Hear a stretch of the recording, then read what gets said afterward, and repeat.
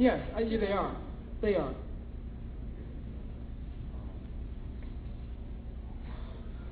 I don't know how to say this in a nice way. Black organizations in the period of segregation were a different political phenomenon than black organizations in the period of desegregation.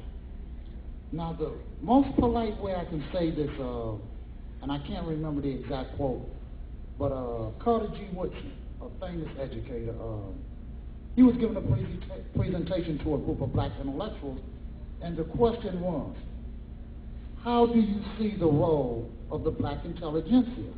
His answer was, why fight to create more people that's going to be your enemy? Yeah, think about that.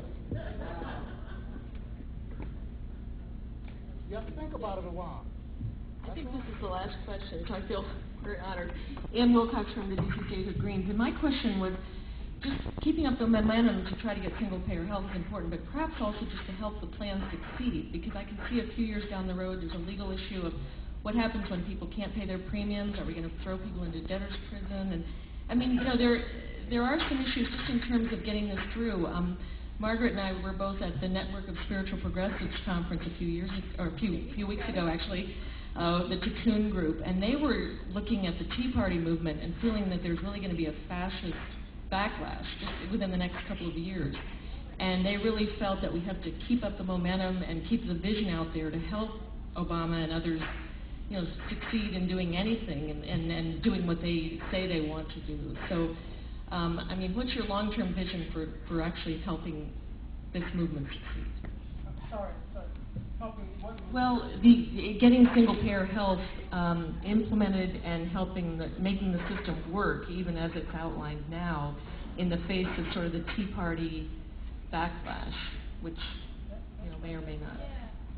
I want to try to untangle the question, because I think what the question essentially is, and if I'm misstating it, please let me know, and that is, what can we do in the short term to see that Obama has a victory with respect to the success of the current legislation that has just passed. Is that correct? An image comes to my mind if someone has given me a tablespoon, and that tablespoon has a hole in it, and I'm in Jones Beach in New York, and I'm told to use that spoon to empty that ocean. And someone says, well, try to make it work, so just start dipping faster and faster. The Obama legislation works extremely well in the interest of the private health insurance industry. However, we have something in the United States called a health care crisis that is caused by that industry. And so what Obama has done is spun to the American people that what has been produced will address the health care crisis in the United States, and that is not accurate. And so our job is to build a narrative that is compelling and clear, that explains that, so that as people experience the debacle of this federal legislation, as people in Massachusetts have been experiencing that debacle with respect to mass care, which the federal legislation is passed on, will be in a position politically to understand the necessity of moving to a single-payer system and building alliances with others to build real political democracy in this country. And it's that dynamic that will thwart the evolution of fascist tendencies. That's going to be a hard fight. But there's a famous African revolutionary, Amilcar Cabral, who always says, tell no lies and claim no easy victories. And that is our task. We have to say things as they are, as plainly, as clearly, as soberly as possible, and keep right on trucking.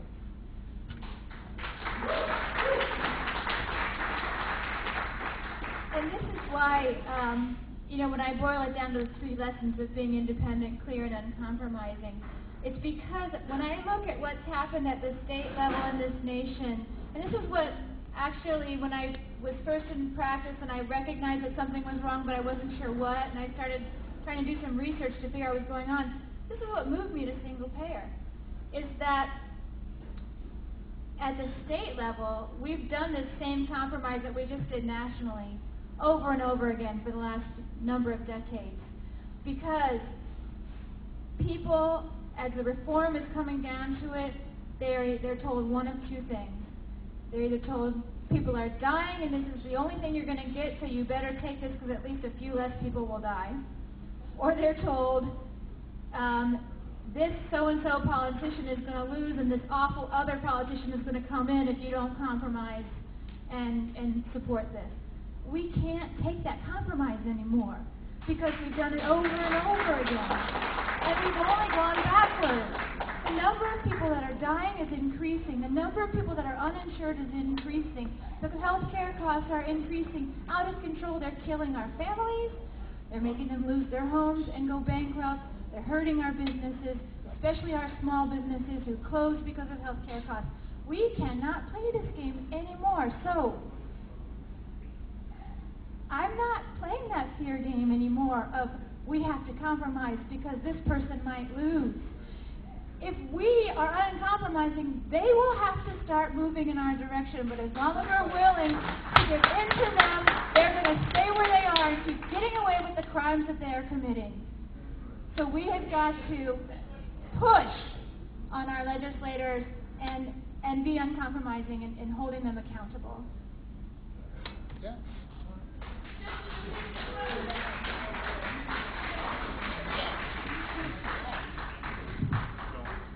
Thank you. I'd like everybody to give a big round of applause for our guests here. We have Jonathan Topple from CUNY and Private Health Insurance Must Go in New York. We have Dr. Margaret Flowers from Physicians for National Health Care Programs. And we have Dwight Mitchell, a.k.a. Wasteland, from Detroit Retirees for Single Payer. Thank you very much.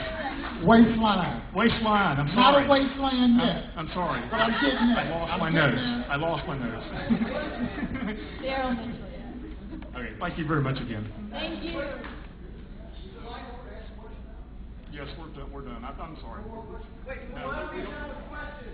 No, I'm sorry. We're going to have to cut questions off. We have another event to go. We're going to stay around, so if you want to ask. Please feel free to ask them personally. They'll be here. Thank you. We have